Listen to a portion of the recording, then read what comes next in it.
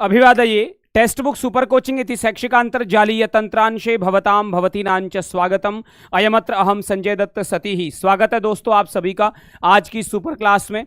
तो आज मैं आप सभी के लिए बहुत ही बेहतरीन क्लास लेकर के आया हूं, जिसको हम आप जान रहे हैं सीटेट जनवरी 2024। सीटेट जनवरी 2024 में होने वाली जो परीक्षा है अपनी, उसका संपूर्ण संस्कृत की जो पेडागोजी है वो 20 दिन में 20 क्लास लगातार 20 दिन 20 क्लास 500 से ज्यादा प्रश्न।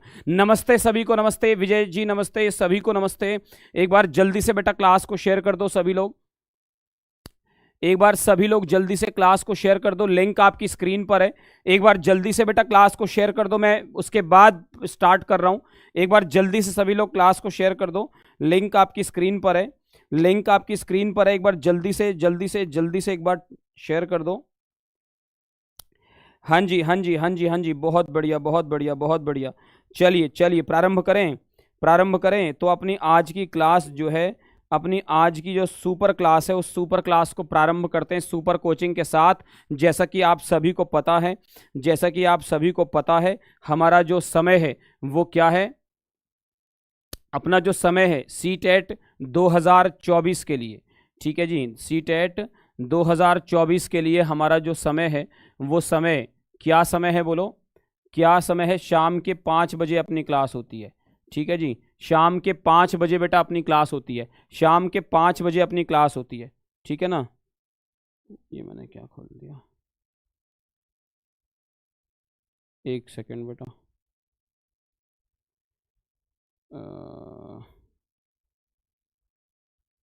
कल का ही तो है जी। चलो तो सभी लोग एक बार क्लास को शेयर कर दो। लिंक आपकी स्क्रीन पर है। जैसा कि आप सभी को पता है क्लास का मेरा जो है वो टाइमिंग है वो आपको पता ही है, शाम के 5 बजे, वेंसडे टू संडे शाम के 5 बजे अपनी क्लास होती है। टेलीग्राम आईडी आपको पता है Sanjay Dutt sir _text book. और CTET live batch, CTET 2024 live batch, ठीक है। जो मेरा लाइव बैच होता है वो होता है सुबह 10:15 से लेकर के 11:30 बजे तक, 11:30 बजे तक, ठीक है जी। इसमें मैं लाइव पढ़ाता हूँ only on text book app, ठीक है, ऑन ऐप, ठीक है। ये मेरा यूट्यूब पे क्लास है 5 बजे। तो संस्कृत की बेहतरीन क्लास हम करने के लिए प्रारंभ हो रहे हैं। सभी लोग आ चुके हैं, स्वागत है सभी का स्वागत है, सभी का स्वागत है। एक बार सब लोग जल्दी से बेटा एक बार क्लास को शेयर कर दीजिए। लिंक आपकी स्क्रीन पर है। क्या कह रहे हैं जी? कल क्लास बेटा हुई थी, पहले मैं क्लास में आया था, मैंने क्लास स्टार्ट भी कर दी थी, आप सब लोग जुड़ भी गए थे। पर अचानक से फिर क्या हुआ, उसमें अचानक से नेटवर्क इशू आया और उसके बाद वो क्लास पूरी डिस्टर्ब हो गई, क्लास हो ही नहीं पाई। तो फिर मैंने वो वीडियो हटा दिया क्योंकि वो क्लास हो ही नहीं पाई थी बेटा, कल क्लास ही नहीं हो पाई थी। समझ गए जी? चलिए प्रारंभ करते हैं बेटा। पहला प्रश्न आपकी स्क्रीन पे आए उससे पहले आपको बता देता हूं अपनी जो सीटेट 2024 की जो संपूर्ण तैयारी है, वो संपूर्ण तैयारी हम करेंगे किसके साथ? सुपर फैकल्टी के साथ, ठीक है जी। 2024 की जो संपूर्ण तैयारी है, कंप्लीट क्लास शेड्यूल, 8 बजे इंग्लिश, 9 बजे हिंदी, 10 बजे सीडीपी, 11 बजे सीडीपी, 12 बजे मैथ, 1:30 बजे ईवीएस, 4 बजे एसएसटी और शाम को 5 बजे होती है आपकी संस्कृत की क्लास। चलिए प्रारंभ करते हैं। पहला प्रश्न है आपकी स्क्रीन पे, ये रहा। केचन छात्राः सूची लिखित उत्तरेभ्यः शीर्षक सहितं समुचितम उत्तरम अन्वेष्टुम निर्दिष्टाः। कुछ बच्चों को, केचन छात्राः यानी कि कुछ बच्चों को सूची लिखित उत्तरेभ्यः, सूची लिखित मतलब कहीं पर सूची में लिखी हुई है, उन उत्तरों से शीर्षक सहित समुचित उत्तर को अन्वेष्टुम यानी कि ढूंढने के लिए निर्देश दिया। पूर्वम एव ते सामग्र्याः स्वरूप विषये किंचित प्रष्टुम इच्छन्ति, है ना। पहले ही वो सामग्री के स्वरूप के विषय में कुछ पूछना चाहते हैं। इदम किम, ये क्या है? छात्राः सूचनान्तरालं पूरयन्तः सन्ति, बच्चे सूचना के अंतराल को केवल पूरित कर रहे हैं, भर रहे हैं।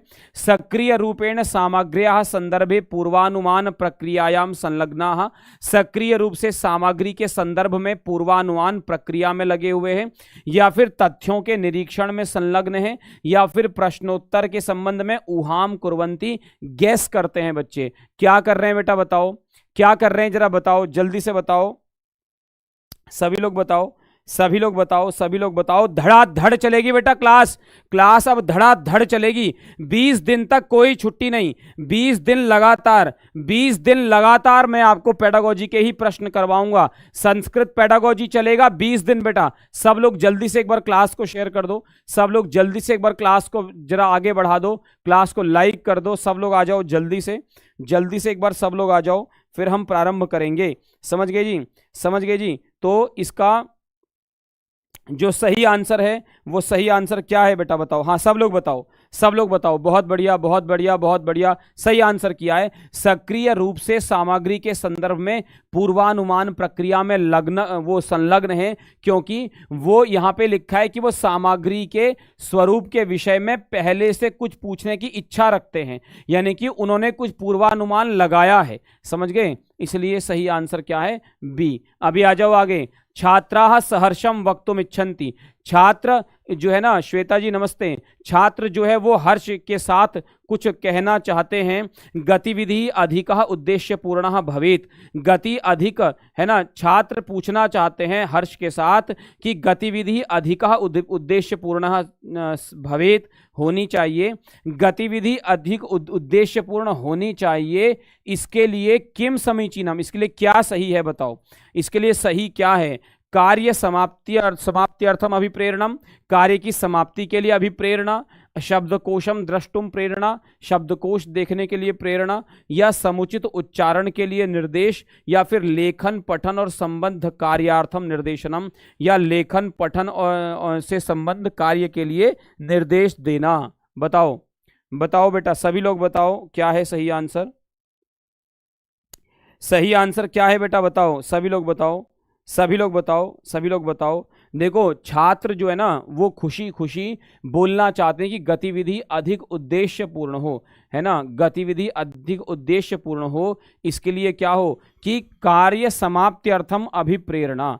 यहाँ पे समाप्त्यर्थम का अर्थ क्या है, यहाँ पे समाप्त्यर्थम का अर्थ क्या है कि मतलब कोई भी काम टाइम पे खत्म होना चाहिए, है ना। ये अगर समाप्ति के लिए प्रेरणा दी जाए कि बेटा जो काम है ना, जो काम जिस समय पे होना चाहिए उसको उसी समय पे खत्म कर लो। अगर आप बच्चे को टाइम से काम खत्म करने की अभी प्रेरणा दोगे तो अधिक उद्देश्यपूर्ण होगा। नहीं तो एक ही योजना 10 साल तक चलती रहेगी, एक ही योजना 10 साल तक चलती रहेगी। इसलिए जो है वो कार्य की समाप्ति के लिए बच्चे को अभिप्रेरणा देनी है कि बेटा जल्दी से जल्दी कार्य समाप्त करना है, जल्दी से जल्दी कार्य को समझना है।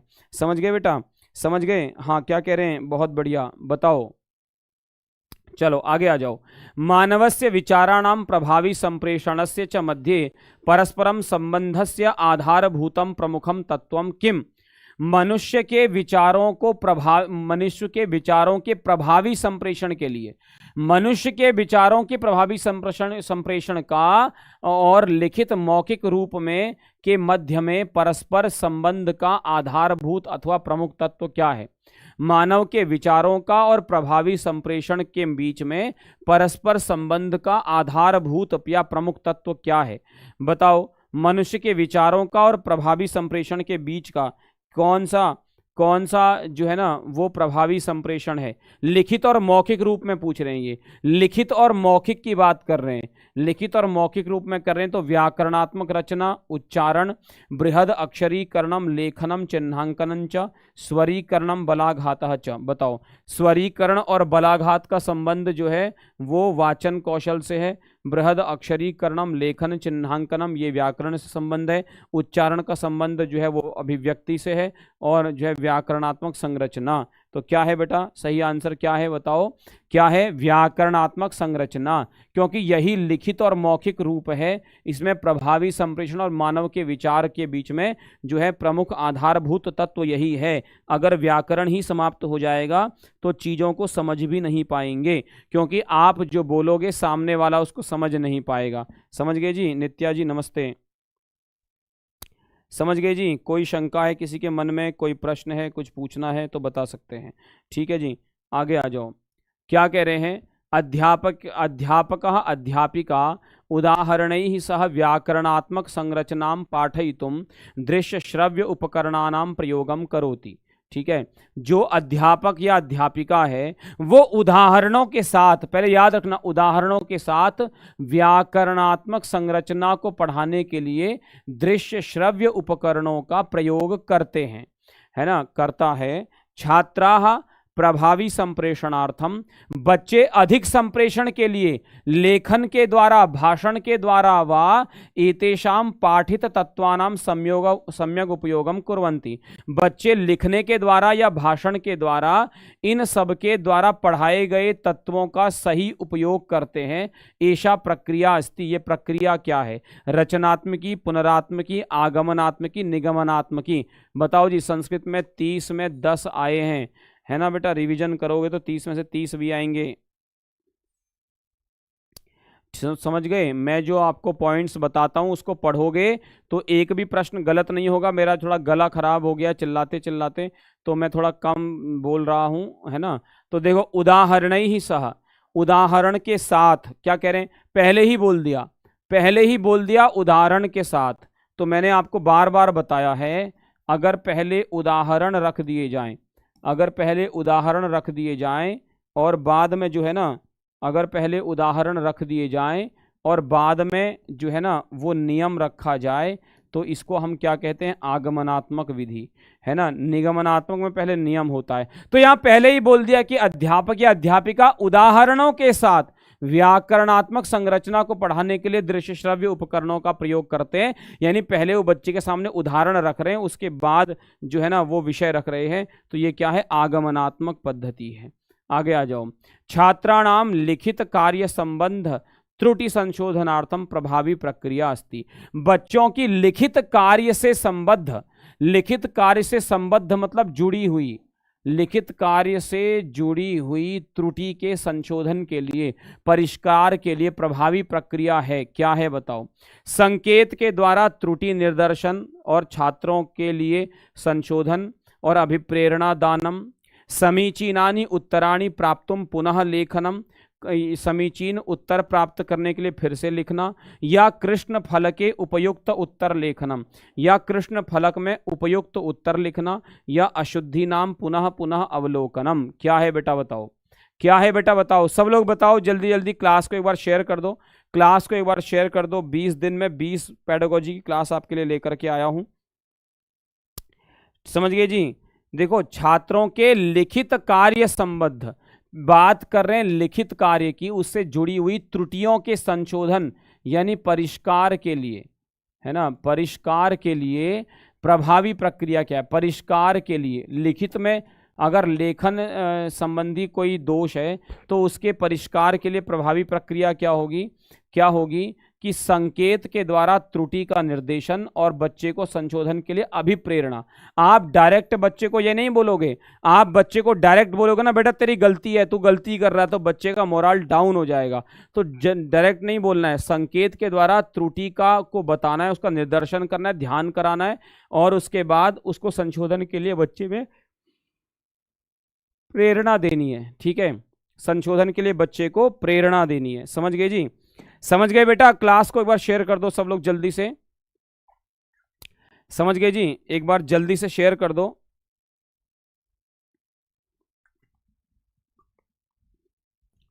ठीक है जी?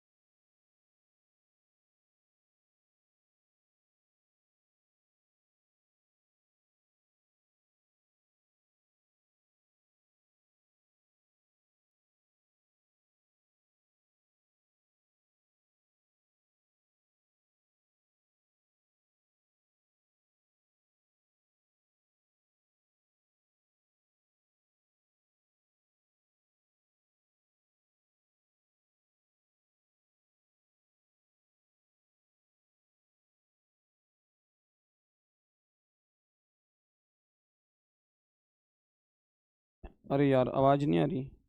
अभी आ रही है बेटा आवाज़? अभी आवाज़ आ रही है ना? आवाज़ आ रही है ना? बिल्कुल आवाज़ आ रही है ना, बढ़िया से। हाँ, वो आवाज़ बीच में रुक गई थी, बीच में रुक गई थी।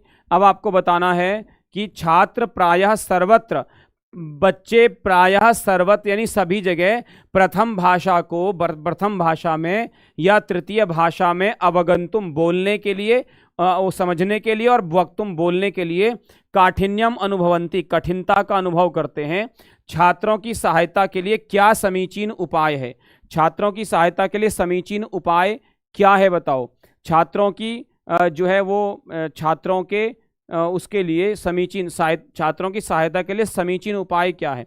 प्रथम भाषा संबद्ध अन्य भाषा का शिक्षण, या भाषा के मूल वक्ता के द्वारा पढ़ाना, या द्वितीय तृतीय भाषा कालांशानाम वृद्धि, या द्वितीय और तृतीय भाषा के कालांशों में वृद्धि, या फिर भाषा प्रयोग के द्वारा अधिक से अधिक अभ्यास। क्या है बेटा बताओ? जल्दी से बताओ बेटा, जल्दी से बताओ, जल्दी से बताओ बेटा, एक बार जल्दी से बताओ, सब लोग जल्दी से बताओ क्या है सही आंसर? क्या है सही आंसर? सही आंसर क्या है? क्या कह रहे हो जी? क्या कह रहे हो? पांचवा क्वेश्चन फिर से दिखाएं? चलो पांचवा क्वेश्चन बताता हूं, पहले इसका आंसर बता देता हूं। देखो, प्रथम भाषा और तृतीय भाषा को अगर समझने में और बोलने में कठिनता हो रही है तो सबसे बढ़िया क्या है? भाषा प्रयोग के द्वारा अधिक से अधिक अभ्यास। मैं आपको बार बार बताता हूं कि बेटा किसी भी भाषा को समझने के लिए, किसी भी भाषा को समझने के लिए कितनी किताबें खरीद लो, कितने ही स्पीकिंग कोर्स कर लो, कोई फायदा नहीं है अगर आप स्वयं मेहनत नहीं करोगे। जितना बोलना सीखोगे उतना ज्यादा भाषा आएगी। तो भाषा का अधिक से अधिक प्रयोग ही, अभ्यास ही आपको सिखा सकता है। समझ गए जी? पांचवें क्वेश्चन में बेटा था कि बच्चों के लिखित कार्य से संबंध त्रुटि के संशोधन के लिए, अगर बच्चों को अपने लिखे हुए कार्य से जुड़ी हुई कोई त्रुटि यानी कोई दोष दिख रहा है और उसमें संशोधन के लिए प्रभावी प्रक्रिया क्या होगी? तो संकेत के द्वारा त्रुटि निदर्शन। पहले आप एज ए टीचर बच्चे को ये नहीं कहोगे बेटा तुम्हारी गलती है, तुम गलत लिख रहे हो, फिर तो वो लिखने का उसका मोरल डाउन हो जाएगा। आपको केवल संकेत करना है कि बच्चा त्रुटि कर रहा है। जैसे आप कह दो क्लास में कि बहुत सारे बच्चे हैं जो आ का डंडा नहीं लगा रहे हैं, आ की मात्रा नहीं लगा रहे हैं, तो बच्चा समझ जाएगा कि मैं भी नहीं लगा रहा हूं। और फिर छात्रों को संशोधन के लिए अभिप्रेरणा देना, यानी कि बच्चे के मोराल को बढ़ाना है, आपको कम नहीं करना है। समझ गए बेटा? समझ गए? अब आगे आ जाओ, अब आगे आ जाओ। वाचन प्रक्रियायाम नूतन अपरिचित शब्दस्य अर्थम ज्ञातुम प्रथमम किम कर्तव्यम। वाचन प्रक्रिया में नए और अपरिचित शब्दों के अर्थ को जानने के लिए प्रथमम किम कर्तव्यम, सबसे पहले क्या करना चाहिए? संपूर्ण संदर्भ को परिशीलन करके स्वयं अर्थ के ज्ञान के लिए प्रयास करना चाहिए, या सरल पाठ्य वस्तु का चयन करना चाहिए, या तुरंत ही शब्दकोश को देखना चाहिए, या अध्यापक या सहपाठी को पूछना चाहिए। वो कह रहे हैं नूतन अपरिचित शब्द। नूतन मतलब नए, अपरिचित मतलब जो अपरिचित हैं आपके लिए। नए अपरिचित शब्दों के अर्थ को जानने के लिए पहला स्टेप क्या है? आप संपूर्ण संदर्भ को परिशीलन करें और स्वयं अर्थ जानने का प्रयास करें, सरल पाठ्य वस्तु का चयन करें, तुरंत शब्दकोश देखें, या अध्यापक या अपने टीचर से या अपने जो है सहपाठी से पूछें। बताओ बेटा, सरल है आंसर? हाँ बिल्कुल बताओ, सभी लोग बताओ। बहुत सरल है। मैंने आपको एक कहानी सुनाई थी पिछली क्लास में। मैंने आपको एक कहानी सुनाई थी कि मेरा एक दोस्त है, जब पोद्दार जी नमस्ते नमस्ते नमस्ते नमस्ते नमस्ते, सोनम जी नमस्ते, ठीक है, अर्चना जी नमस्ते, है ना, रविंद्र जी नमस्ते। तो मैंने एक कहानी सुनाई थी कि मेरे गुरुजी जब मैं गुरुकुल में पढ़ता था तो मैं और मेरा दोस्त जो है वो हम बार बार गुरुजी से कुछ पूछते थे, तो वो हमें बताते नहीं थे, लेकिन हमारी क्लास में जो फर्स्ट आता था, जो अच्छा पढ़ने में था, वो जब भी गुरुजी के पास जाता तो गुरुजी उसको जरूर बताते। तो पहले तो हमारी हिम्मत नहीं हुई पूछने की, लेकिन जब हम बड़े हो गए तो हमने पूछ लिया। नीतू जैन कह रहे हैं मैंने बोला था कि वो ऐसा कोई कमेंट नहीं करता, चलो जो भी है, मतलब मेरे से संबंधित नहीं है। तो मैंने आपको बताया था कि गुरुजी से हमने बाद में पूछा कि जब भी वो आपसे कोई प्रश्न करता है आप आंसर तुरंत करते थे, जब हम करते थे तो आपने कभी आंसर नहीं दिया। तो गुरुजी ने बताया कि बेटा जैसे ही उसको मैं इसलिए तुरंत आंसर बताता था कि अगर उसको कोई आंसर नहीं आता था, कोई नया शब्द उसके सामने आता था, तो वो सबसे पहले संपूर्ण संदर्भ को परिशीलन करके स्वयं अर्थ के ज्ञान का प्रयास करता था। ठीक है, वो पहले जो क्लास में पढ़ने में अच्छा था, वो सबसे पहले वो क्या करता था, स्वयं परिशीलन करता था और अर्थ जानने का प्रयास करता था। तो उसको 10 में से 6 आंसर पता चल जाते थे, 2 आंसर पे वो थोड़ा और दिमाग लगाता था और पता चल जाता था। जो लास्ट में 2 उसको कहीं से नहीं पता चलते थे, वो तभी मेरे पास आता था पूछना। लेकिन तुम ऐसे निकम्मे थे दोनों के दोनों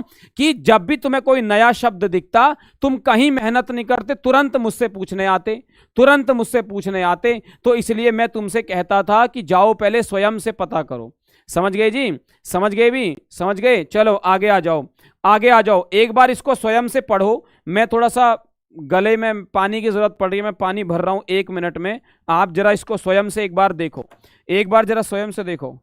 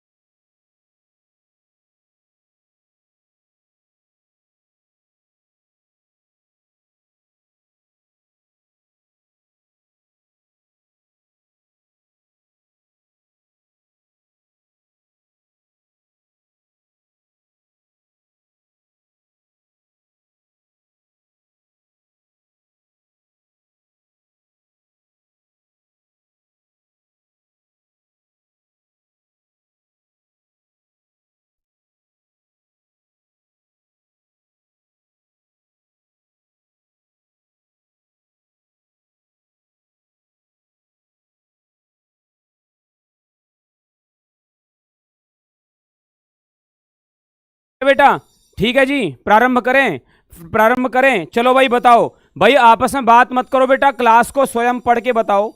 जरा बताओ। देखो उच्च स्तरीय पठन अवबोधन संदर्भ में कौन कौन से तत्व प्रमुख हैं? उच्च स्तरीय पठन और अवबोध के संदर्भ में कौन कौन से तत्व प्रमुख हैं? जैसे छात्र भाषया पुनर्लेखनम, छात्र भाषा के द्वारा पुनर्लेखन, रिक्त स्थान की पूर्ति, पाठ्य वस्तु से संबंध विभिन्न निर्देश, या फिर देखो क्या पूछ रहे हैं, वो उच्च स्तरीय बात कर रहे हैं, वो हायर एजुकेशन की उच्च स्तरीय। ठीक है ना? उच्च स्तरीय पठन अवबोधन के संदर्भ में कौन कौन से तत्व प्रमुख है, मतलब ये सेकेंडरी लेवल 12वीं तक के लेवल के लिए पूछ रहे हैं, है ना, 8 से 12 के बीच में। छात्र भाषा के द्वारा पुनर्लेखन, पूर्ण वाक्यों के द्वारा पाठ्य वस्तु संबंध भाव का स्पष्टीकरण और प्रमुख शब्दों का विभिन्नेषु संदर्भेषु प्रयोग, और विभिन्न प्रमुख शब्दों का विभिन्न संदर्भों में प्रयोग। तीसरा पॉइंट कह रहे हैं बिंदु का लेखन, पाठ्य वस्तु संबंध, प्रमुख शब्द चयन, पाठ्य वस्तु में निहित विभिन्न अर्थ, या फिर पाठ्य वस्तु संबद्ध प्रमुख शब्दों का छात्र भाषया पुनर्लेखनम। जरा बताओ, आपस में बात मत करो, आपस में एकदम कहानी एकदम पूरी रिश्तेदारी निकाल करके बैठे रहते हैं आपस में, ऐसे मत किया करो। पढ़ा करो बेटा, पढ़ा करो, मैं बहुत उससे आपको पढ़ाता हूं। देखो वो पूछ क्या रहा है, वो कह रहा है उच्च स्तरीय पठन और अवबोधन के संदर्भ के तत्व कौन से हो सकते हैं। देखो पहली तो ये लेवल कौन सा है, ये है बेटा 8th प्लस, यानी ये होगा आपका 8th to 12th क्लास। समझ गए? ये वहां का प्रश्न है। तो यहां पे छात्र भाषा के द्वारा पुनर्लेखन और पूर्ण वाक्यों के द्वारा पाठ्य वस्तु से संबंध भाव का स्पष्टीकरण हो बच्चे को, और प्रमुख शब्दों को वो विभिन्न संदर्भों में प्रयोग कर सके। अभी इससे पहले वाले प्रश्न में मैंने आपको बताया कि प्रमुख शब्दों में वो संदर्भ का प्रयोग कर सके, यही सबसे बड़ी बात है। अगर आपने कोई नया शब्द सीखा तो उस नए शब्द को आप किसी संदर्भ में बात कर सको, यह सबसे बड़ी बात है बेटा। समझ गए, समझ गए। तो छात्र भाषया पुनर्लेखनम पूर्ण वाक्य ही पाठ्य वस्तु संबद्ध भाव स्पष्टीकरणम। समझ गए, समझ गए बेटा, समझ गए। कोई शंका, कोई प्रश्न, कुछ पूछना हो आगे आ जाओ। लिखित अनुच्छेदस्य आकलनार्थम, लिखित अनुच्छेद के आकलन के लिए प्रथमम सोपानम अस्ति, पहला सोपान है। लिखित अनुच्छेद के आकलन के लिए पहला सोपान है क्या भाई? लिखित अनुच्छेद। देखो, लिखित अनुच्छेद के आकलन के लिए, आकलन आप हमेशा क्या करते हो? जब आप आकलन करते हो तो आप दृष्टा की भूमिका में होते हो, आप स्वयं लिखने की भूमिका में नहीं होते। तो लिखा हुआ विषय है, उसके आकलन के लिए वो हो सकता है कि मैंने लिखा हो, आपको करना पड़ रहा हो, या हो सकता है कि जो है आप आकलन, आपने स्वयं ने लिखा हो और आप स्वयं ही उसका आकलन कर रहे हो। समझ गए? तो लिखित अनुच्छेद के आकलन के लिए पहला सोपान, पहली सीढ़ी है ना, what is the first step, है ना। फर्स्ट स्टेप क्या है? शब्दों की समृद्धि, व्याकरण, शब्दों की सीमा, या विषय वस्तु की का सार्थकता और विचारों की अभिव्यक्ति। बताओ, बताओ बेटा, पहला स्टेप बेटा क्या होना चाहिए? पहला स्टेप क्या होना चाहिए? पहला स्टेप क्या होना चाहिए? लिखित अनुच्छेद के आकलन का, अगर किसी ने कुछ लिखा है, आप उसका आकलन कर रहे हो, तो उसका पहला स्टेप बेटा क्या होना चाहिए? आप क्या केवल और केवल शब्द की समृद्धि नहीं है, अगर उसने अच्छे अच्छे भारी शब्द नहीं लिखे हैं तो क्या आप उसका आकलन नहीं करोगे? पहला आप भारी भारी शब्द देखोगे? नहीं, कभी नहीं देखेंगे। भारी भारी शब्द देखोगे बहुत कवियों के बारे में, व्याकरण देखोगे? नहीं। देखो, व्याकरण आवश्यक तत्व है, व्याकरण आवश्यक है, व्याकरण आवश्यक है, आवश्यक है, किंतु वह पहला सोपान नहीं हो सकता, किंतु वह पहला सोपान नहीं हो सकता, है ना। व्याकरण will not be a first step, ठीक है, ठीक है, टुवर्ड्स आकलनार्थम, तो पहला सोपान नहीं होता। समझ गए जी, समझ गए। और शब्दों की सीमा, ये तो कतई नहीं होता। देखो, सबसे आकलन का, अगर किसी ने कुछ लिखा है, आप उसका आकलन कर रहे हो, तो what will be the first step for that?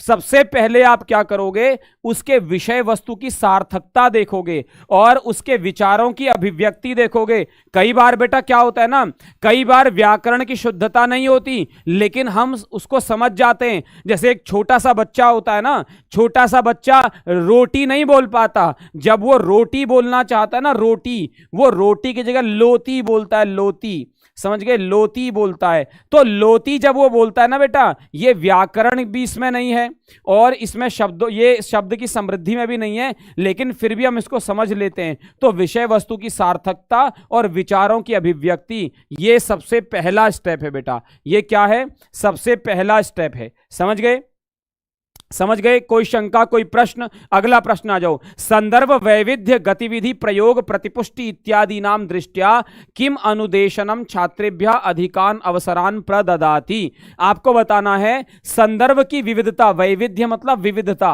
विविधता, है ना, विविधता, विविधता के कारण डाइवर्सिटी, संदर्भ की विविधता के गतिविधि प्रयोग की प्रतिपुष्टि, प्रतिपुष्टि कहते हैं बेटा फीडबैक को, ठीक है जी, फीडबैक को, इत्यादि के दृष्टि से अनुदेशनम, अनुदेशनम छात्रेभ्यः अधिकान अवसरान प्रददाति। अनुदेशन बच्चों को क्या अधिक अवसर दे। अनुदेशन मतलब एक प्रकार का मोटिवेशन है। अनुदेशन क्या है? एक प्रकार का मोटिवेशन है, वो बच्चों को अधिक अवसर देता है। प्रत्यक्ष, दूरस्थ, अभिक्रमित या फिर संगणक संबद्ध। जरा बताओ, जरा बताओ संदर्भ की विविधता।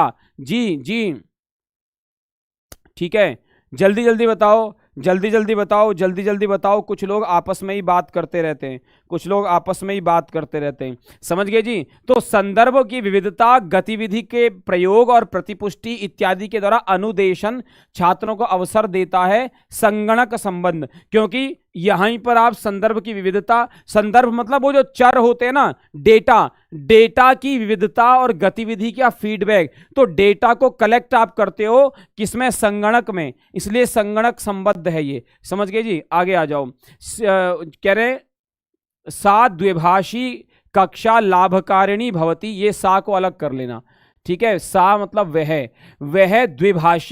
वह द्विभाषी कक्षा लाभकारिणी भवती, ऐसी कक्षा जिसमें दो भाषाओं की बात हो रही हो, तो ऐसी द्विभाषी कक्षा लाभकारी होती है। यत्र छात्राः स्वमूल भाषया, जहां पे बच्चे अपनी मूल भाषा, नेटिव लैंग्वेज के द्वारा लक्ष्य भाषा, लक्ष्य मतलब जो उनको सीखनी है, जो सीखनी है उसके लक्ष्य भाषा के द्वारा परस्पर वार्तालाप करते हैं। इसका कारण क्या है, जैसे मैं आपको एक नियम बताता हूं, जैसे हमारे ओडिशा से बच्चे नए नए दिल्ली में आए पढ़ने के लिए, तो उनको अपनी ओडिया लैंग्वेज आती है लेकिन हिंदी नहीं आती, हिंदी टूटी फूटी आती है। तो यहाँ पर जो बच्चे हिंदी बोलते हैं वो जब उनसे कुछ पूछते हैं तो ओडिया भाषी पहले उस हिंदी के वाक्य को सुन करके अपनी भाषा में ट्रांसलेट करते हैं, फिर उसका आंसर निकालते हैं। और जैसे किसी ने बोला नमस्ते, तो हम पहले उसको सुनते हैं नमस्ते, अच्छा नमस्ते मतलब जुहार, हमारी भाषा में बोलते हैं जुहार, तो फिर हम उस जुहार को वापस ट्रांसलेट करते हैं नमस्ते में, फिर हम बोलते हैं जी नमस्ते। समझ गए बेटा। तो ये क्या हो रहा है कि एक दो भाषा वाली क्लास जो है ना वो लाभकारिणी हो रही है, क्योंकि आप अपनी मूल भाषा के द्वारा अपनी लक्ष्य भाषा में परस्पर वार्तालाप कर रहे हैं। तो प्रत्येकम भाषायाम भिन्न भिन्न गतिविधयः विद्यन्ते, प्रत्येक भाषाओं में भिन्न भिन्न गतिविधियां होती हैं। छात्राः स्वभाषया वक्तुम प्रेरिताः भविष्यन्ति, बच्चे अपनी भाषा के द्वारा बोलने में प्रेरित होंगे, अतः ये सौविध्य है, सुविधा है। भाषा द्वयम वक्तुम छात्राः अभिप्रेरिताः भवन्ति, दो भाषाएं बोलने में छात्र अभिप्रेरित होंगे। या पृथक प्रयोजनार्थम सारल्यम भवति अवसराः च प्राप्यन्ते, या पृथक प्रयोजनार्थम एक अलग जो है उद्देश्य के लिए सारल्य होता है और अवसर भी प्राप्त होते हैं। एक नई भाषा को सीखने में क्या होता है कि अवसर भी प्राप्त होते हैं। भाई क्या होता है, देखो सबसे बड़ी बात क्या है ना, बच्चे के अंदर मोटिवेशन आ जाए, समझ गए। सबके अंदर जो है ना, हाँ जैसे आपने जुहार सीख लिया ना, भाई देखो जुहार क्या में तिया छ। अब मैं आपको एक दूसरी बात बोलता हूं, एक सेंटेंस सीख लिया, जुहार मतलब नमस्ते, जुहार मतलब क्या होता है, जुहार मतलब नमस्ते। अब मैं आपको एक दूसरा सेंटेंस बताता हूं, बोलो कैमी ती अच्छा, कैमी ती अच्छा, ठीक है। आप कैसे हो, ठीक है, आप कैसे हो, ठीक है। क्या बोलेंगे, कैमी ती अच्छा, कैमी ती अच्छा या कैंता अच्छा, तो आप बोलेंगे भला, आप क्या बोलेंगे भला, समझ गए जी, समझ गए। कैमिति अच्छा मतलब कैसे हो, तो ये कैसे बोलेंगे, ओडिया भाषा में, ठीक है। तो ओडिया भाषा के द्वारा, जैसे आप अभी अपनी हिंदी भाषा के द्वारा ओडिया भाषा सीख रहे हो, वैसे ही जो है क्या होगा, आप जैसे ओडिया वाले वो ओडिया के द्वारा हिंदी सीखेंगे, ठीक है। अभी आप ओडिशा में हो, फिर मैं आपको मेरे बंगाल लेके चलूंगा और मेरे बंगाल में बोलते हैं नमस्कार, नमस्कार क्या बोलेंगे, नमस्कार, केमोना छिन, नमस्कार, है ना, नमस्कार, ठीक है, नमस्कार, ठीक है। और यहां बोलेंगे केमोना छिन, केमोना अछिन, ठीक है। क्या बोलेंगे बेटा, केमोना अछिन, इसका अर्थ होगा आप कैसे हो, और नमस्कार का अर्थ है नमस्ते, समझ गए। तो आप लक्ष्य भाषा की ओर बढ़ रहे हैं, समझ गए। क्या कर ले, कैमितिया अच्छा, हाँ कैमितिया अच्छा, भलो क्या बोलेंगे, भलो, है ना, मैं ठीक हूं, ठीक है। तो अब बताओ अब बताओ भाई इसका क्या आंसर होगा। भाई दो भाषा बोलने के लिए छात्र अभिप्रेरित हो रहे हैं। आप अभिप्रेरित हो रहे हैं नहीं रहे? देखो मैंने अभी आपको दो भाषाओं का बताया, तो आपके अंदर प्रेरणा आ रही है ना बेटा सीखने की, आपके अंदर सीखने की प्रेरणा आ रही है ना बेटा। आपके अंदर प्रेरणा आ रही है ना बेटा। तो यही चीज तो है। देखो दो भाषाएं बोलने के लिए बच्चे प्रेरित होते हैं। अगर एक क्लास में दो भाषाओं का प्रयोग होता है तो बच्चे और प्रेरित होते हैं। समझ गए? आगे आ जाओ। कोपि छात्रः कापि छात्रा अधिगत ज्ञानम प्रयोक्तुम असमर्था। कोई भी छात्र या छात्रा अधिगत यानी सीखे गए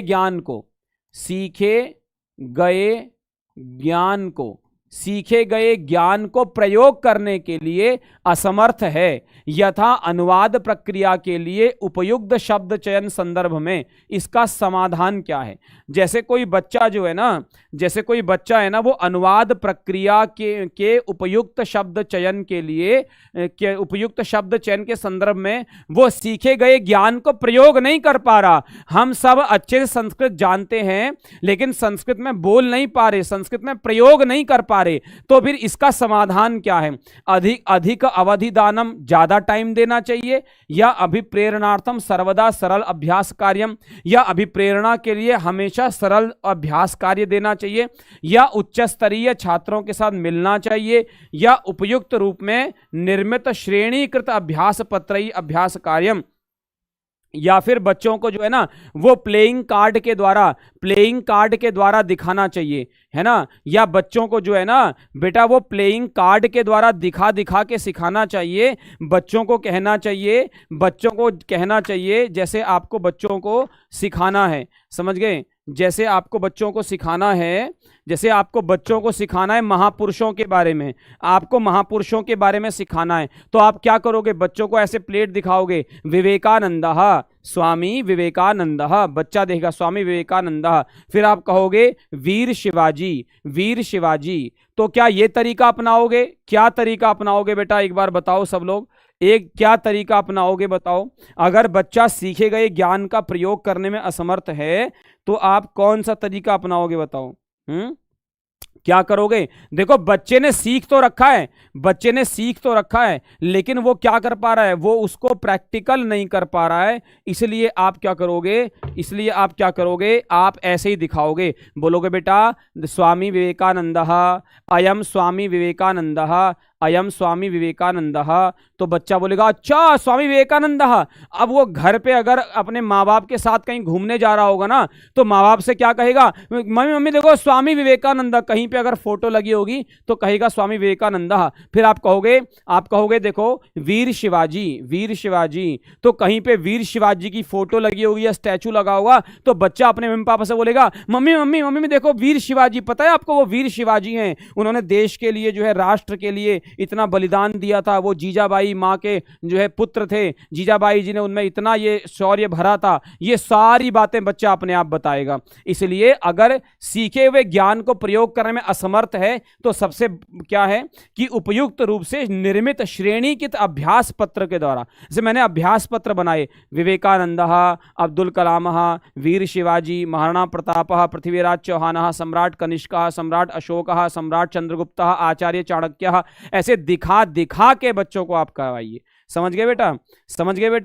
समझ में आ रहा है? अगर बच्चा जो है ना सीखे हुए ज्ञान का प्रयोग नहीं कर रहा तो आप क्या करोगे? आप उसको इस प्रकार से भी सिखा सकते हो। समझ गए? आगे आ जाओ जल्दी से। अधिगंतारः मतलब सीखने वाले। अधिगंतारः का अर्थ क्या हो जाएगा बेटा? अधिगंतारः का अर्थ क्या है? सीखने वाले यानी बच्चे प्रायः ज्ञान निर्मातारः अपि भवन्ति। देखो कितनी सुंदर बात कही है, देखो अधिगंतारः सीखने वाला ज्ञान का निर्माता भी होता है। समझ गए, ज्ञान का निर्माता भी होता है। ठीक है, भाषा कक्षया इदम साधयितुम कह समीचीनः उपायः। एक भाषा कक्षा में आप इस बात को कैसे सिद्ध कर सकते हो यह आपको बताना है। लिखित और मौखिक परीक्षा के द्वारा, दृश्य साधनों के प्रयोग के द्वारा, या फिर छात्रः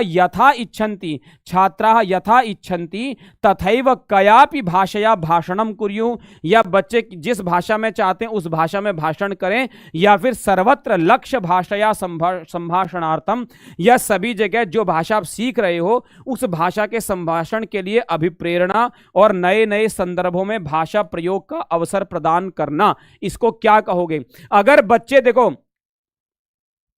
ये क्या हो गया, बटन दब गया क्या? अरे इस पे थे, पहले इसकी बात देखो। सीखने वाले ज्ञान के निर्माता भी होते हैं। भाषा कक्षा में ये साधने के लिए क्या समीचीन उपाय है?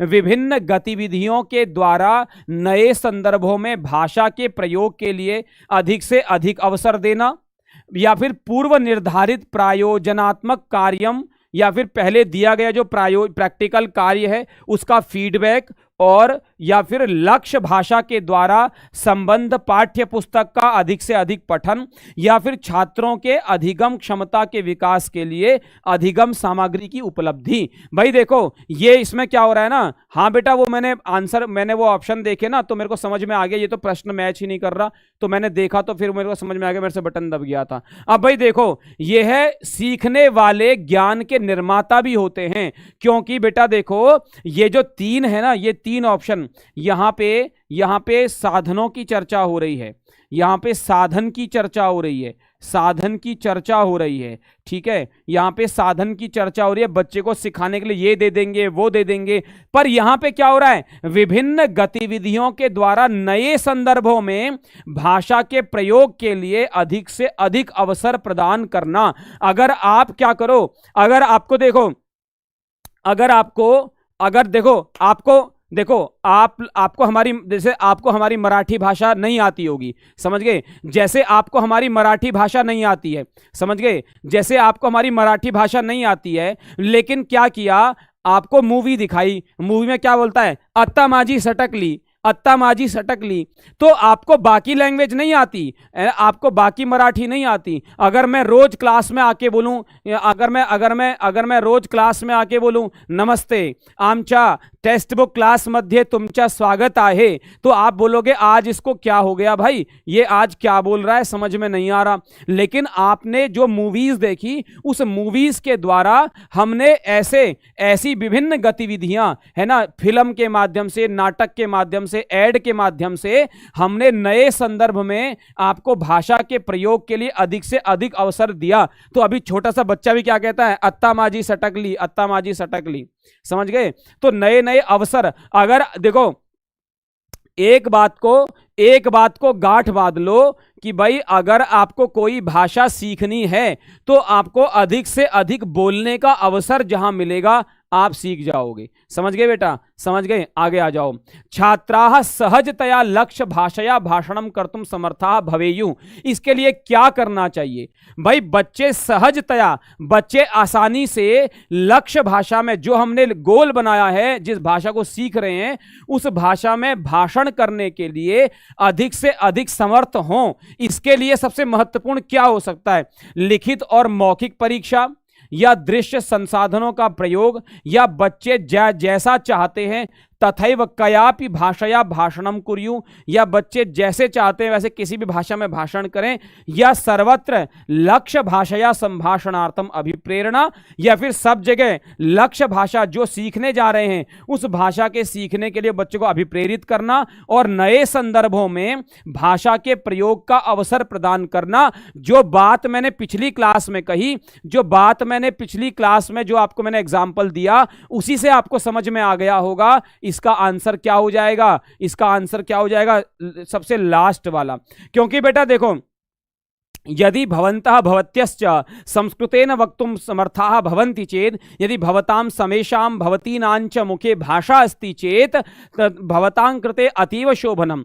तदर्थम किम करणीयम् इति जिज्ञासायां यदि भवन्तः सर्वे सर्वत्र संस्कृतेन व्यवहरन्ति, यदि भवतां समेषां जीवने संस्कृतमयं वातावरणं भवति चेत् भवन्तः भवत्यश्च सारल्येन संस्कृतं वक्तुं समर्थाः भविष्यन्ति। यथा अहं वदामि, अहं संस्कृतं सारल्येन वदामि, मया किमपि चिन्तनं न करणीयं भवति, अहं सारल्येन संस्कृतम् अवगन्तुं समर्थः अस्मि। किमर्थमिति जिज्ञासायां मम परिवारे मदीया माता, मदीया पिता, मदीयः भ्राता सर्वे संस्कृतेन वदन्ति। अतः मम परितः, मां परितः यद्धि वातावरणं विद्यते तद वातावरणं संस्कृतमयं विद्यते। अगर आप किसी भाषा को समझना चाहते हैं तो उस भाषा के लिए अवसर बना लीजिए, उसके नए नए संदर्भों में उसका प्रयोग किए, उसके शब्दों का भाषा आ जाएगी।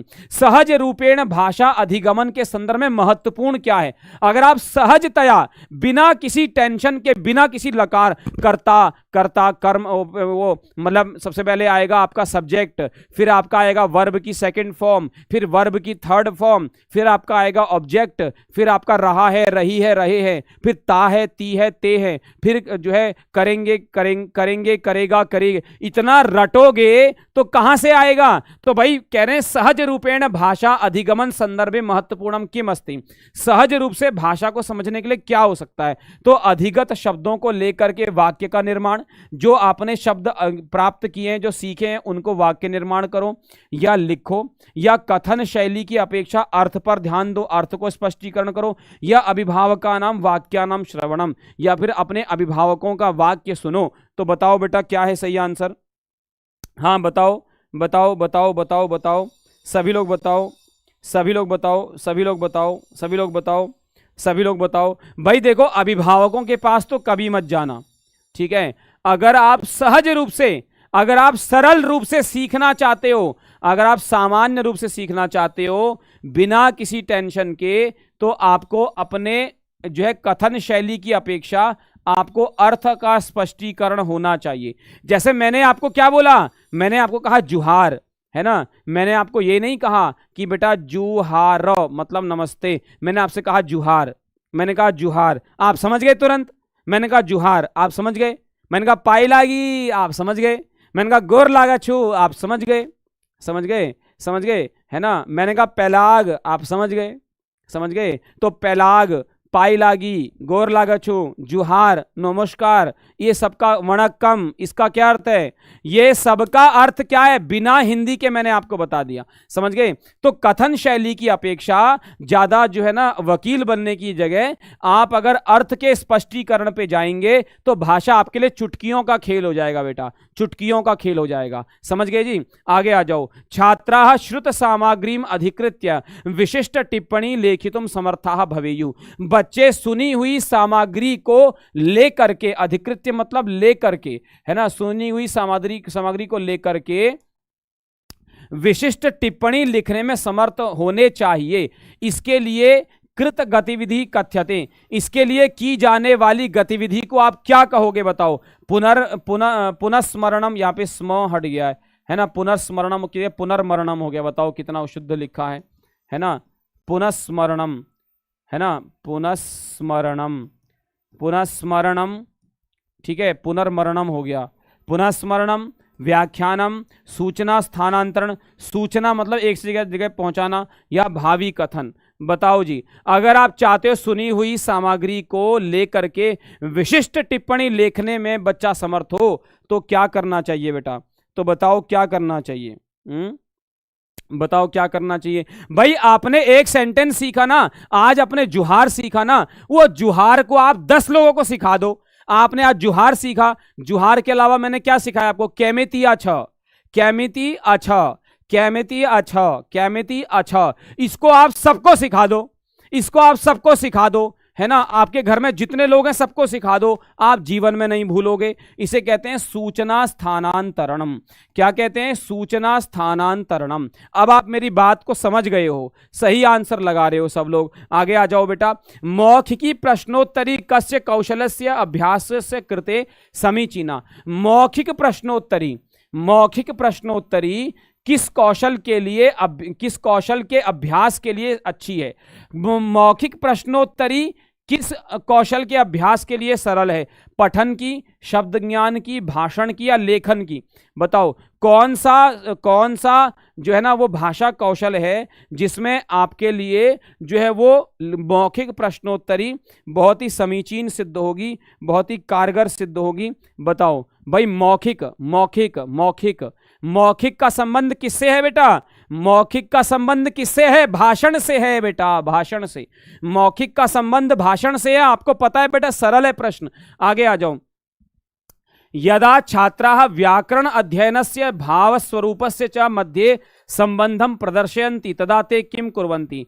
अगर बच्चे व्याकरण अध्ययन के और भाषा के स्वरूप के बीच में संबंध को प्रदर्शित करते हैं, तब ते किम दर्शयन्ति, तब वो क्या दिखाते हैं? संप्रेषण उद्देश्य विकास प्रक्रिया, संभाषण उद्देश्य की और विकास प्रक्रिया को, है ना। व्याकरण अध्ययन और अत्यधिकम महत्वपूर्णम, व्याकरण अध्ययनम अत्यधिकम महत्वपूर्णम अस्ति। संप्रेषणार्थम व्याकरणम ज्ञानम अनिवार्यम, संप्रेषण के लिए व्याकरण ज्ञान आवश्यक है। या लेखन शैली व्याकरण ज्ञानेन प्रभाविता भवति, अगर आप लेखन शैली वो व्याकरण के द्वारा प्रभावित होती है, इसको क्या कहेंगे बेटा? बताओ इसको क्या कहेंगे, जरा बताओ इसको क्या कहेंगे, जरा बताओ, सब लोग बताओ। सब लोग बताओ भाई। संप्रेषण के लिए अगर व्याकरण ज्ञान अनिवार्य होता तो मैंने तो आपको बिना व्याकरण के बता दिया भाई। मैंने तो बिना व्याकरण के मैंने आपको जुहार बता दिया, कैमितिया छ बता दिया, इसमें तो कोई व्याकरण नहीं लगा आपको भाई। देखो व्याकरण अध्ययन और भाषा के स्वरूप में जो है संप्रेषण के लिए व्याकरण का ज्ञान अनिवार्य है, तो कतई गलत आंसर है। लेखन शैली व्याकरण ज्ञान से प्रभावित होती है, यह भी बिल्कुल गलत है, ठीक है। और व्याकरण अध्ययनम अत्यधिकम महत्वपूर्णम अस्ति, ये बात सही है, पर इसका संबंध इन दोनों से नहीं है। संप्रेषण उद्देश्य और विकास प्रक्रिया ये बताना चाहते हैं। जब व्याकरण अध्ययन के द्वारा भाषा के स्वरूप के बीच में संबंध स्थापित करते हो, यानी कि आप क्या बताने का प्रयास कर रहे हो? आप संभाषण का उद्देश्य और विकास की प्रक्रिया। इसको बताऊं कैसे? जैसे ये है आपका संस्कृत, आपको सीखना क्या है? संस्कृत, पर आप सीखोगे कैसे? व्याकरण के द्वारा, समझ गए? व्याकरण के द्वारा, समझ गए? तो ये क्या है? आपका उद्देश्य है, यहां तक आपको पहुंचना है, ये है आपका साध्य, ये है आपका गोल, और ये क्या है? आपका साधन है, ये केवल वहां पहुंचाने का काम करता है। तो व्याकरण और संस्कृत के बीच में भाषा स्वरूप, मतलब संस्कृत भाषा का स्वरूप, उसके बीच में क्या संप्रेषण का उद्देश्य आपका क्या है भाई? ये व्याकरण के द्वारा आप संस्कृत सीखना चाहते हो ना, ये यहां से यहां तक पहुंचने की एक विकास की यात्रा है, जिसे हम यही हमारा संप्रेषण का उद्देश्य है। समझ गए बेटा? समझ गए? आगे आ जाओ।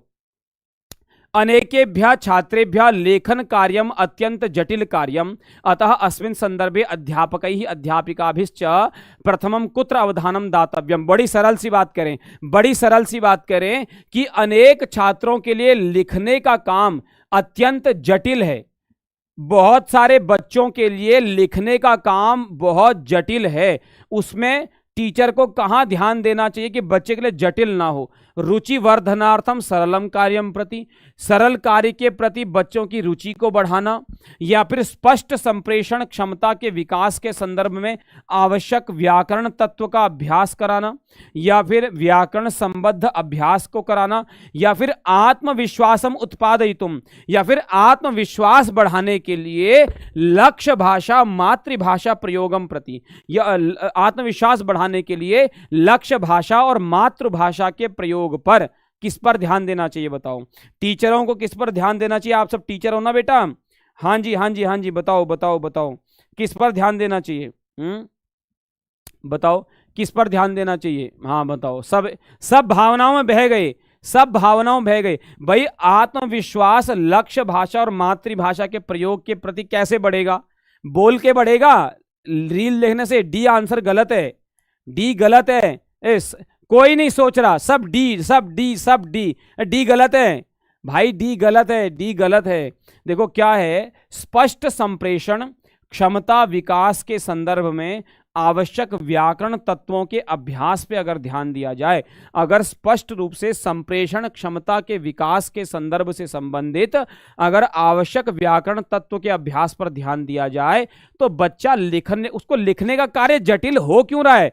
उसको जटिल क्यों हो रहा है? क्योंकि बच्चा जो है ना, वो क्षमता विकास नहीं है, उसकी पास क्वालिटी नहीं है, इसलिए वो डर रहा है। उसका आत्मविश्वास कैसे बढ़ेगा? अगर आपके पास नॉलेज होगी तो आप कभी नहीं घबराओगे। बच्चे के पास नॉलेज नहीं है इसलिए घबरा रहा है। तो संप्रेषण क्षमता विकास को अगर बढ़ाओगे ना, बच्चे को उसके व्याकरण तत्वों के प्रति अभ्यास करोगे, तो बच्चा, भाई लिखने का संबंध किससे है? ये तो आत्मविश्वास मातृभाषा के द्वारा, तो मातृभाषा में तो बोलना पड़ेगा ना, सिर्फ इसका संबंध बोलने से है, जबकि हमने लिखने की बात कही है। तो लिखने का संबंध व्याकरण के तत्वों के अभ्यास के प्रति नहीं होता। अगर आपको व्याकरण आपका अच्छा होगा, अगर व्याकरण आपका बहुत अच्छा होगा, तो भाई एक बात बताओ, अगर आपका व्याकरण अच्छा होगा तो आप कभी भी गलत लिखोगे आप हैं? एक बार जितने भी लोग लास्ट में जुड़े हैं, क्लास को लाइक कर दो बेटा, एक बार लाइक कर दो क्लास को सब लोग। आगे आ जाओ। व्याकरणात्मक अनुदेशनम तदैव स्वाभाविकम मन्यते। व्याकरणात्मक अनुदेशन तभी स्वाभाविक माना जाता है यदा, जब लेखनात् संभाषणात् व पूर्वम, लिखने और बोलने से पहले व्याकरण अभ्यास के लिए प्रयत्न किया जाता है। लिखने और बोलने से पहले व्याकरण अभ्यास के लिए प्रयत्न किया जाता है, या अध्यापकों के द्वारा अल्पकालिक थोड़े टाइम के लिए और व्याकरण कक्षा स्वीक्रियते। जब टीचर थोड़े टाइम के लिए व्याकरण की कक्षा स्वीकार करेंगे, तब आप व्याकरणात्मक अनुदेशन को स्वाभाविक मानोगे।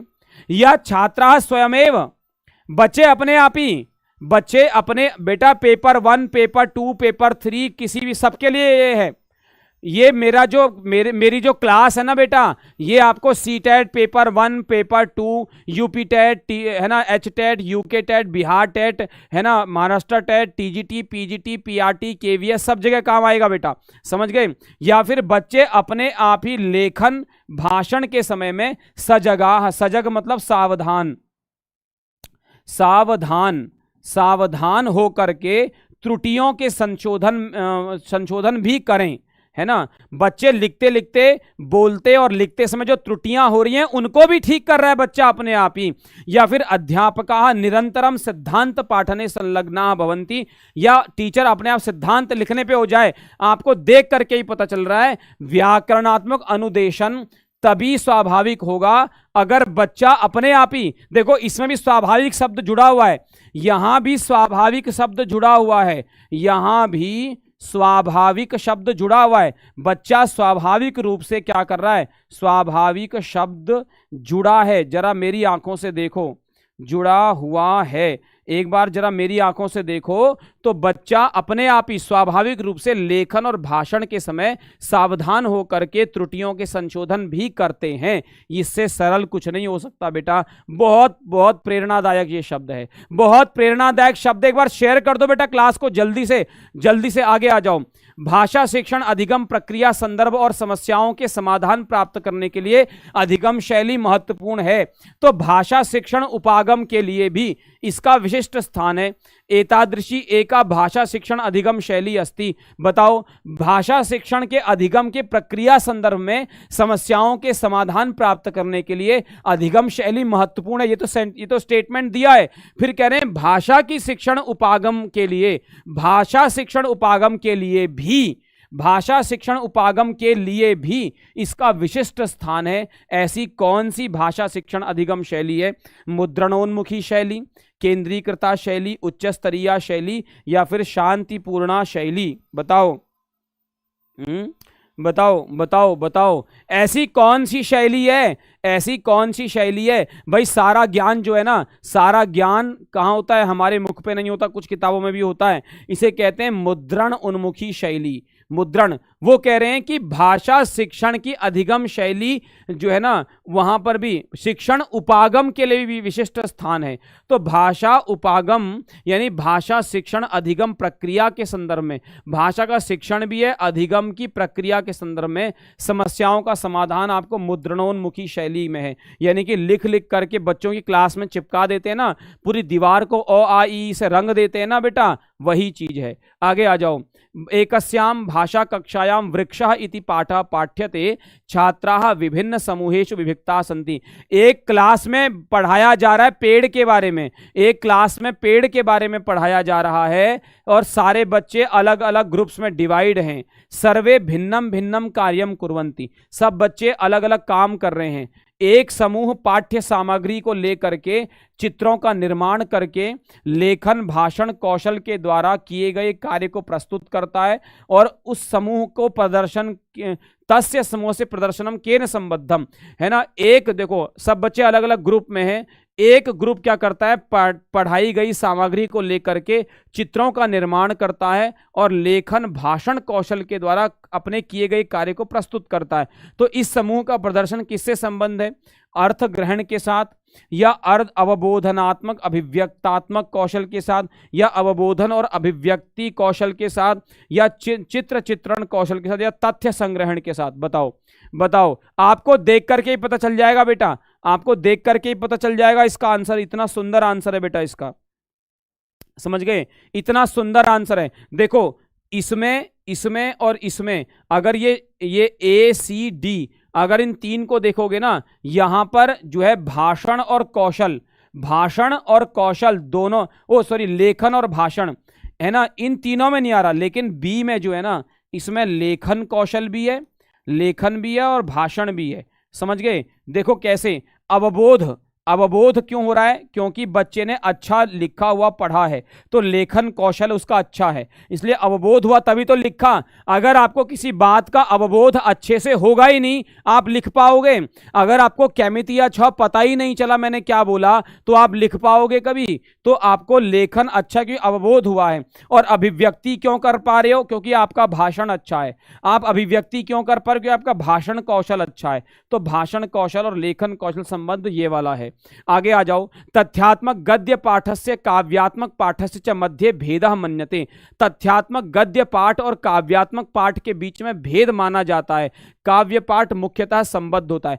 काव्य पाठ का संबंध मुख्य रूप से कहां से होता है? बस बेटा दो तीन प्रश्न और हैं, दो तीन प्रश्न और हैं, जल्दी से बताओ। काव्य पाठ मुख्य कथ्य संदर्भ में भावाभिव्यक्ति, काव्य की मुख्य कथन के संदर्भ में भाव की अभिव्यक्ति, या बौद्धिक अभिव्यक्ति,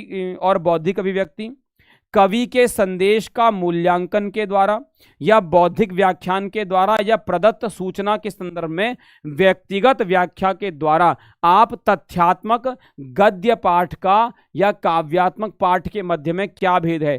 काव्य पाठ मुख्यतः संबंध किससे होता है? काव्य पाठ समझते हो ना बेटा, काव्य पाठ है ना। काव्य पाठ क्या होता है? ऐसे कई सारे कवि जो करते हैं वो काव्य पाठ होता है। समझ गए? हाँ जी हाँ जी हाँ जी, बहुत बढ़िया बहुत बढ़िया बहुत बढ़िया बहुत बढ़िया। तो भाई काव्य पाठ में क्या होता है? काव्य पाठ मुख्य रूप से मुख्य कथन के संदर्भ में और भाव की अभिव्यक्ति और बौद्धिक अभिव्यक्ति के द्वारा होता है। भाई काव्य सामान्य आदमी कर सकता है क्या? ये तो कोई कवि ही तो करेगा, कोई कवि ही कर सकता है, कवि ही कर सकता है, क्योंकि वही क्या करेगा? वही काव्य करेगा। कवेह कर्म काव्यम, कवि ही काव्य कर सकता है। कंचन सिकाया मत वाले काले केश जैसे, कल्पना कवि की अनुप्रास लगती हो तुम। रूप के रतन पर सीबीआई जांच होगी, मौसम हो कोई मधुमास लगती हो तुम। ये कौन लिख सकता है? कोई कवि लिख सकता है बेटा, हम नहीं लिख सकते। आगे बताओ। कस्यापि लेखस्य मूल्यांकन संदर्भे लेखस्य कह सह भागः, लेखन का कौन सा वह भाग है जो संपूर्ण लेखन के सारांश को पुनरावृत्ति के बिना प्राप्त किया जा सकता है? संपूर्ण महत्वपूर्ण सूचनाएं भी देखी जा सकती हैं। मध्य भाग, भूमिका, निष्कर्ष या द्वितीय अनुच्छेद। आपके सामने कुछ लिखा हुआ है, आपके सामने कुछ लिखा हुआ है लेखन का मूल्यांकन के संदर्भ में। अगर आपके सामने कोई लिखा हुआ भाग है तो लिखे हुए का वो कौन सा भाग है कि आपको लेखन के बारे में सारांश की पुनरावृत्ति भी सारांश की पुनरावृत्ति के बिना आपको संपूर्ण महत्व सूचनाएं भी मिल जाती हैं, है ना। तो वो क्या भाग है बेटा, आपको समझ में आ गया होगा, आपको समझ में आ गया है, समझ में आ गया है, आपको समझ में आ गया है, समझ में। भाई निष्कर्ष है, भाई निष्कर्ष में क्या होता है, निष्कर्ष में सारी महत्वपूर्ण सूचनाएं भी होती हैं और सारांश की पुनरावृत्ति भी नहीं होती, समझ गए। निष्कर्ष में ऐसा होता है। आगे आ जाओ। भाषा शिक्षण अधिगम संदर्भ में प्रौद्योगिक उपकरणों का एक विशिष्ट स्थान दिखाई देता है। भाषा शिक्षण अधिगम के संदर्भ में प्रौद्योगिक मतलब टेक्नोलॉजी, ठीक है जी, टेक्नोलॉजी, समझ गए, टेक्नोलॉजी के उपकरणों का एक विशिष्ट स्थान है, दिखाई देता है। हाँ बिल्कुल दिखाई देता है, समझ गए। उच्चारण शिक्षण प्रक्रिया के संदर्भ में कौन सा उच्चारण समीचीन नहीं है ना। शिक्षण प्रक्रिया संदर्भ में क्या समीचीन उदाहरण नहीं है, मतलब नहीं पूछ रहा है, याद रखना, नहीं पूछ रहा है। क्या पूछ रहा है बेटा, नहीं पूछ रहा है। भूमिका निर्वहन, उच्चारण प्रदर्शन, ध्वनि मुद्रिका उपयोग, श्रव्य दृश्य प्रस्तुति द्वारा वर्णन या श्वेत फलक का प्रयोग। ये श्वेत फलक है बेटा, ये श्वेत फलक है। श्वेत फलक मतलब, श्वेत फलक का अर्थ क्या हो जाएगा, श्वेत फलक क्या हो जाएगा, श्वेत फलक मतलब व्हाइट बोर्ड, व्हाइट बोर्ड। तो भाषा शिक्षण अधिगम के संदर्भ में क्या मैं पूछ रहा हूं, भाषा शिक्षण अधिगम के संदर्भ में टेक्नोलॉजी का एक मेन जो है वो स्थान है। बिल्कुल सही बात है। आपको बताना है उच्चारण शिक्षण प्रक्रिया के संदर्भ में क्या उदाहरण सही नहीं है। भाई उच्चारण प्रक्रिया से संबंधित क्या चीज ठीक नहीं है। अरे दादा मुझे एक बात बताओ, मैंने आपको दिखाया, मैंने कहा एषः कहा, ये कौन है, तो आपने क्या कहा, आपने कहा विवेकानंद। तो यहां पर आप बोल नहीं रहे हो क्या। तो भूमिका का निर्वहन, उच्चारण प्रदर्शन, इसका संबंध तो है ही उच्चारण से। ध्वनि मुद्रिका, ध्वनि मुद्रिका कहते हैं सीडी को, ध्वनि मुद्रिका होती है सीडी या डीवीडी, इसको, इसका भी संबंध है। भाई डीवीडी में गाने नहीं होते क्या, गाने होते हैं। और श्रव्य दृश्य प्रस्तुति द्वारा आप कोई गाना चला देते हो तो गाने के द्वारा आपको सुनने में नहीं आता, तो ये भी है। वो पूछ रहा है बेटा नहीं है। अब एक बात बताओ, ये व्हाइट बोर्ड आपको उच्चारण करवा सकता है क्या, व्हाइट बोर्ड नहीं करा सकता बेटा। आपने प्रश्न थोड़ा ध्यान से नहीं देख रहे आप लोग। देखो क्या उसने बोला, मैंने पूछा क्या आपसे, मैं आपसे पूछ क्या रहा हूं, देखो मैंने क्या पूछा, मैंने कहा भाई उच्चारण, ये तो एक स्टेटमेंट है, यहां तक एक स्टेटमेंट है, ये स्टेटमेंट है, समझ गए। वो कह रहा है उच्चारण शिक्षण प्रक्रिया के संदर्भ में क्या सही नहीं है। ये व्हाइट बोर्ड, श्वेत फलक का क्या अर्थ है, व्हाइट बोर्ड, ये व्हाइट बोर्ड आपको उच्चारण करा सकता है क्या, ये व्हाइट बोर्ड आपको उच्चारण करा सकता है क्या, व्हाइट बोर्ड आपको उच्चारण करा सकता है क्या, नहीं करा सकता। तो ये सही नहीं है, इसका उच्चारण से संबंधित नहीं है, समझ गए। आगे आ जाओ भाई। चलो ये अपनी आज की class Sanjay Dutt sir underscore text books धन्यवाद। मैंने बता दिया आपको वेंसडे टू संडे अपनी क्लास होती है 5 बजे ओनली ऑन यूट्यूब। 10 बजे बेटा मैं लाइव पढ़ाता हूँ, 10 बजे सुबह, है ना, 10 AM से लेकर के 11:30 तक मैं लाइव पढ़ाता हूँ बेटा, समझ गए। लाइव बैच पढ़ाता हूँ बेटा मैं सीटेट का, है ना, लाइव बैच सीटेट 2024 का। और कैसा पढ़ाता हूं और क्लास में जो है आपको क्या क्या सीखने को मिलेगा, ये आप में से बहुत से लोग मेरी क्लास में आते हैं, वो इस बात को बता सकते हैं। समझ गए जी, समझ गए। कोई शंका किसी के मन में, बहुत बहुत धन्यवाद आप सभी का। बेटा अगले 20 क्लास तक मैं लगातार आऊंगा, चाहे संडे हो, चाहे मंडे हो, चाहे कुछ भी हो, मैं रोज आऊंगा और रोज हम पेडागोजी पढ़ेंगे। अगले 20 दिनों तक ये चीज चलेगा, अगले 20 दिनों तक चलेगा जी, बिल्कुल अगले 20 दिनों तक ये क्लास चलेगी, यूट्यूब पर ही चलेगी, ठीक है। 2014-2023 तक संस्कृत पेपर के 2 प्रीवियस, वहां आप टेंशन मत लो बेटा। मैं सीटेट में देखो शिक्षा मनोविज्ञान, है ना, संस्कृत शिक्षा मनोविज्ञान का प्रश्न कहीं भी आया हो, चाहे सीटेट में आए, चाहे पेपर 1 में, पेपर 2 में, चाहे यूपी टेट, चाहे यूके टेट, चाहे बिहार टेट, एच टेट, मैं सब जगह से प्रश्न लाया हूं आपके लिए। मैं एक भी प्रश्न गलत नहीं होने दूंगा, समझ गए जी। चलिए, इति उक्त्वा विरमामि नमामि यामि च। वंदे मातरम, जयतु संस्कृतम, जयतु भारतम, जयतु टेक्स्ट बुक सुपर कोचिंग इति।